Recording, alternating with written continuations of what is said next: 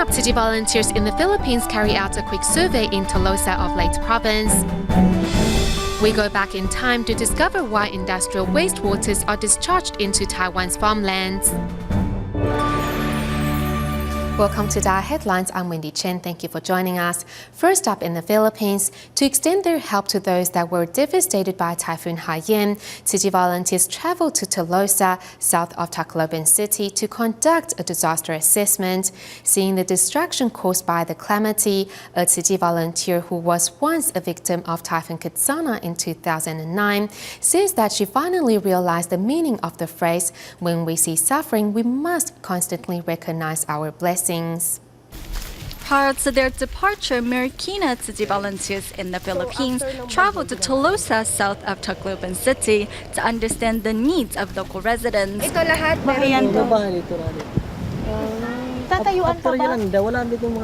After listening to local residents' experiences during the disaster, Hildelisa Hina, who was once a victim of Typhoon Kitsana in 2009, realized the importance of cherishing her blessings.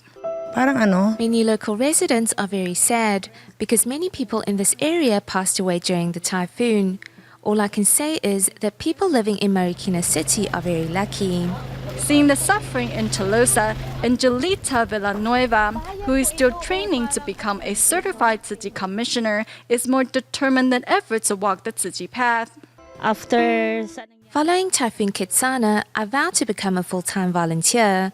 I want to help those in need 24 hours a day, 7 days a week.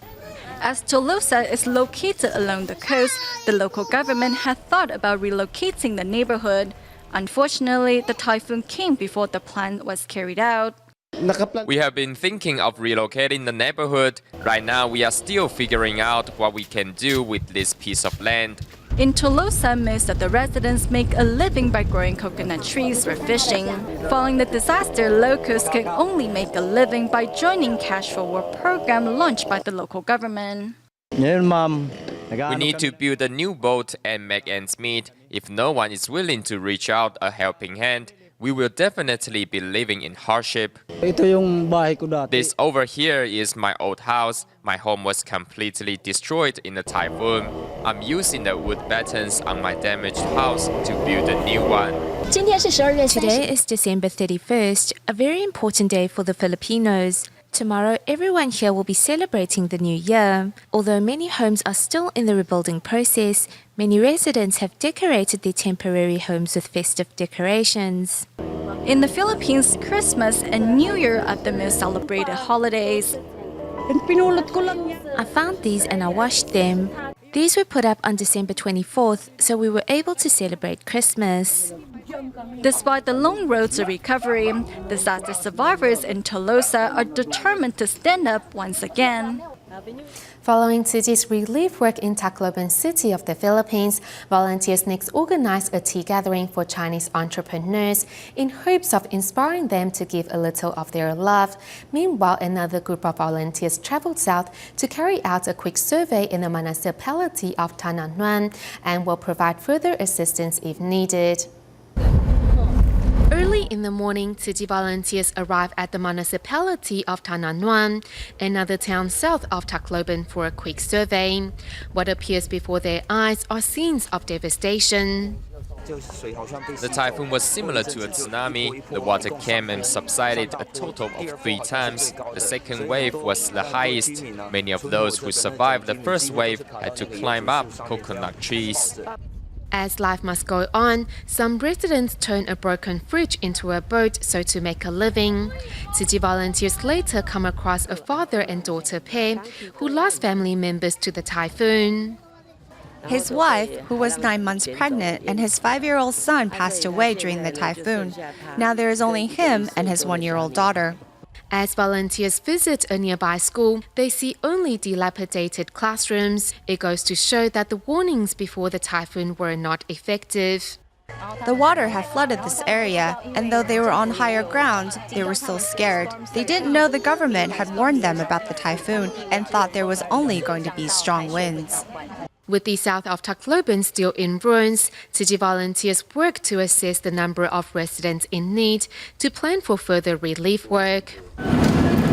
On the same day, the Deputy Director of the Philippines Tzu Chi chapter Taiwan Lei invited 12 Chinese entrepreneurs to a local hotel for a simple gathering. Speaking of Tzu Chi's relief efforts in Tacloban, Tai hopes to inspire the guests to give a little of their love. All of us in Tacloban should come together. It is our thoughts that count. With good intentions, you donate whatever you can. You make a donation, he makes a donation, and together we are all doing good deeds. We hope to minimize future disasters. Though some of these businessmen were also victims of Typhoon Haiyan, they were all inspired to give upon learning of Tzu Chi's relief efforts. I am deeply moved by this Tzu Chi event because we came to understand that there's still love and peace in our society. Coming to help the disaster survivors, we have heard great things from these Filipinos. You've helped them clear away the debris and they are deeply moved.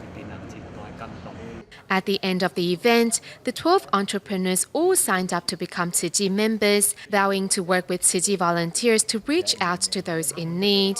In Tacloban of the Philippines, Palo Town was among one of the worst hit areas during Typhoon Haiyan. Our reporters discovered that in the wake of the typhoon, the cost of building materials has skyrocketed. Most residents now can't afford cement, and the price of wood has even increased by 30%. While residents try their best to move on with their lives, the road to recovery seems to be full of challenges. Palo Town, blessed with an endless stretch of blue skies and a seemingly calm ocean, residents here are busy with rebuilding their homes. Conducting his business along the road prior to Typhoon Haiyan, this metal scrap collector was paying 12 Philippine peso for every 1 kilogram of metal. However, after the typhoon, he was only willing to pay 7 peso for every kilogram, almost half of what he was paying before. There's very little opportunity to get money from metal scrap now. In the disaster areas, prices of commodities have gone up, but the income from selling recyclables has been reduced, putting local residents in more misery. Naklito hits the cement bricks with all his might. He's standing right where Typhoon Haiyan took 9 members of his family. My cousin's family lived here. Many nearby residents evacuated the area. However, thinking that cement-constructed homes could withstand any natural threat, many residents were unwilling to leave. Never did they imagine that the typhoon would bring so much death and devastation. Gusto ko makakuha ng kuan bahay, tayo. Meron po kayong pondo? Wala. Using wooden planks to rebuild his home, isn't Rogelio worried that it will collapse again? Of course we are scared, but we have nowhere else to stay and nowhere else to go, so we have to rebuild here. Of course I would like to use cement, but I don't have the money, so this we'll just have to do. Although it's not sturdy enough, many local residents still purchased wood to rebuild. With each plank less than 4 meters long, prices have gone up 30%, from 60 peso to 80 peso. We are rebuilding our home here because my children want to live here, and this piece of land was left to me by my mother. Juan's entire family lives in Palo Town and they refuse to leave. For them, what's most important now is to set up a place of shelter. As for giving the family a stable and solid home, they will need to come up with another plan in the future. Among the disaster relief team that carried out the latest relief work in the Philippines is a Tzu Chi volunteer from Taiwan named Tanauan, who has moved to the country many years ago for employment. To help the disaster survivors, Tan has participated in the relief efforts a few times and says it is wonderful to be alive after witnessing the tragic event. After 2 hours of flight, the blue and white uniformed volunteers once again arrived in Tacloban from Manila. On his 3rd visit to the city, Tzu Chi volunteer Tanauan finds a Christmas tree made of PET bottles on the roadside. When we set up the Cash for Work program, we told the residents to recycle all the plastic bottles. As he travels deeper into the city, Tan also witnessed some other changes. When we first came, it looks really devastating. Today the roads are all cleared up and everyone can recognize Tzu Chi because most of them have participated in our Cash for Work program. so that's why the roads are really clean now. Chen Zhaoyang records how the communities along the seashore were left in ruins, and things didn't change until volunteers taught the residents how to put their money to best use. These are all recycled wood, and putting them together, they just need to buy corrugated iron. Then at least they have roof over their heads. They were able to buy other necessities with the remaining money. When the typhoon first occurred, they had nothing but the clothes they were wearing. The improvement of residents' living conditions is the reason why Chen Zhaoyang returns to Tacloban continuously, as he works diligently to serve the disaster survivors. Having lived in the Philippines for so many years, to Chen, this is his second home, and it is through Tzu Chi's relief work that he has found a new meaning to life. When we first came, every one of us had to slowly dig out the corpse one by one. The smell was really strong, so I realized that there's no need to make a fuss over things in life.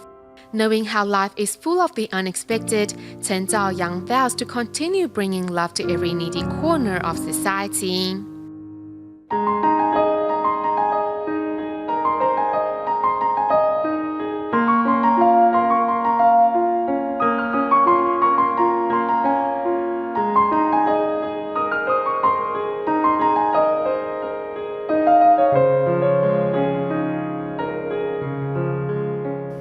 During the 1970s, to foster economic development, the Taiwanese government encouraged residents to earn a living by assembling machinery or electronic parts in their homes. During that time, factories were set up in and around farmlands. Despite creating an economic boom in communities, industrial wastewater discharge began to plague the countryside, and this problem has hampered Taiwan's crop security ever since. Let's find out more in our next report.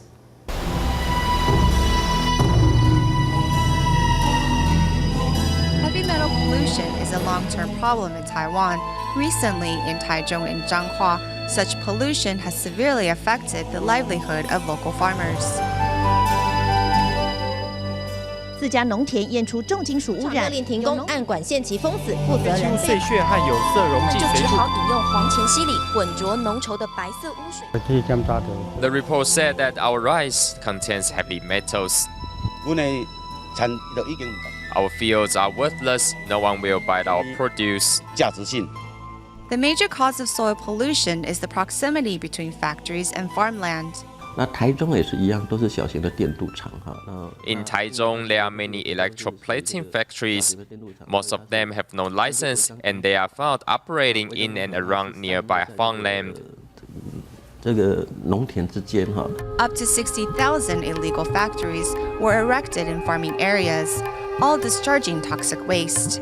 These small factories simply cannot afford to carry out wastewater treatment. Taoyuan also has numerous corrugated iron sheet factories built alongside farmland. There are even professional brokers for the farmland factories alike. As the government started to crack down these illegal factories, they relocated to Zhanghua and Yunlin, which are the breadbaskets of Taiwan. Taoyuan, Taichung, Zhanghua, and Kaohsiung are prone to suffer from heavy metal pollution. Taoyuan is the headquarters of printed circuit board production, which creates waste with copper and zinc. While in Taichung and Zhanghua, electroplating businesses generate toxic waste that contains nickel, chromium, cadmium, copper, and zinc. These farmlands were already contaminated, with the polluted area about 774 hectares in size, among which 329 hectares of land require remediation. Taiwan has around 15,000 hectares of farmland polluted by heavy metals, a size equal to 600 DaAi forest parks, or 1/2 of the Lanyang Plain. The EPA found that the local irrigation systems worsen the spread of soil pollution. In recent years, we have carried out in-depth investigations on irrigation systems. We follow the irrigation networks to trace the source of pollution and to locate potential polluted areas. With farmland unable to grow safe crops, the consequences will be a common liability that all Taiwanese will have to bear. Moving to Malaysia to encourage dialysis patients to practice recycling and cherish their blessings, Tzu Chi volunteers and patients of the Tzu Chi Kedah Dialysis Center recently held a tea gathering at dialysis patient Shabuding's home. Upon arrival, volunteers realized that Shabuding not only has to take care of himself but also his bedridden wife. Despite living in hardship, Shabuding remains optimistic and is an inspiration to those around him. To promote the benefits of recycling, Malaysia Tzu Chi volunteers are holding a tea gathering for patients at the Tzu Chi Kedah Dialysis Center. Different from gatherings in the past, today's event is held at dialysis patient Shabuding's home. Upon their arrival, however, volunteers discovered that Shabuding's wife has been bedridden for more than 4 years. We are from the Tzu Chi Dialysis Center. We are here to promote recycling and to care for you. We are one family. I am very thankful that we are one family. The volunteers and other dialysis patients together sing the song One Family to cheer Rupiah up.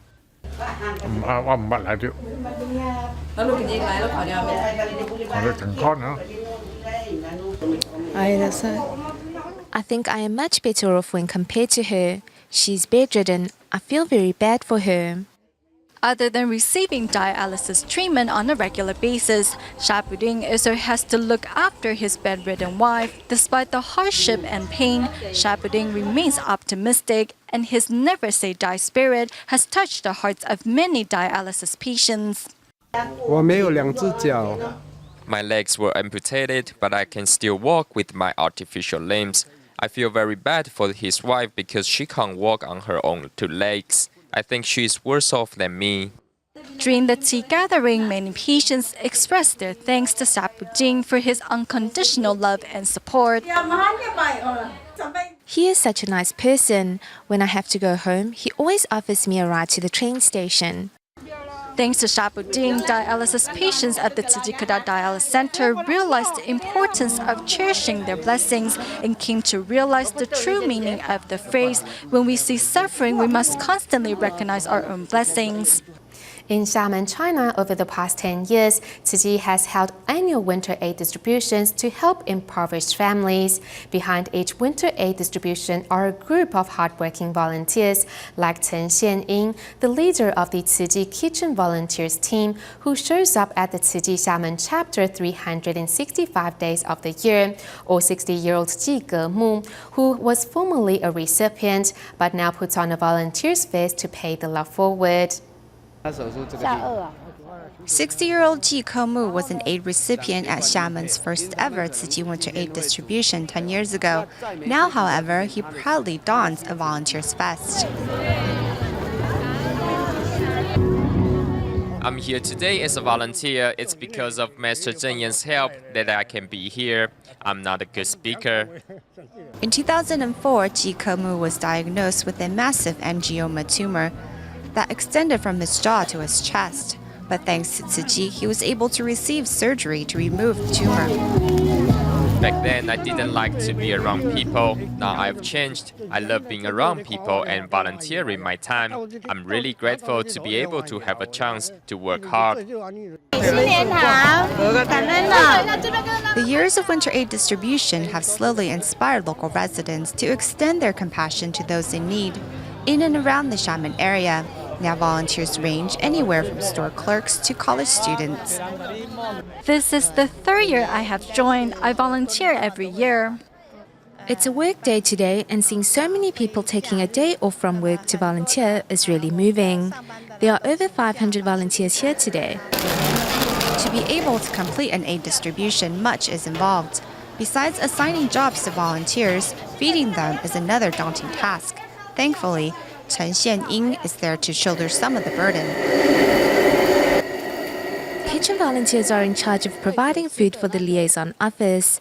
We started at 3 in the morning. We're doing what we know best, and we receive Dharma joy while doing it. No matter if it's a banquet for 5 or 1,000, every dish Chen Xianying cooks up is healthy and delicious. Eager to help others since young, Chen continues to do her work out of the limelight. I don't know how to write, but I know my way around the kitchen, so I can help in that area.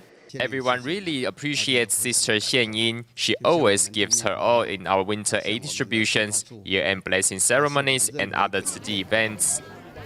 Over the past 10 years, Tzu Chi's winter aid distributions have helped numerous families get through difficult times. With the help of Tzu Chi, the cycle of love continues to spread as more citizens come to understand the value of giving and receiving. Staying in China's Fujian province, where Tzu Chi volunteers continue to hold year-end blessing ceremonies through sharing the life stories of its members and care recipients at these events, volunteers hope to inspire the compassion in participants' hearts.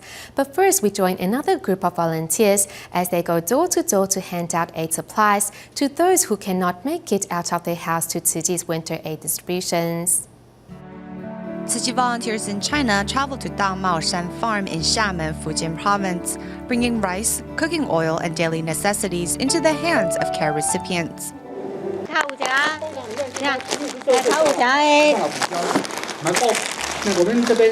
来头有一些生活用品吼，在起锅，像这糜啊，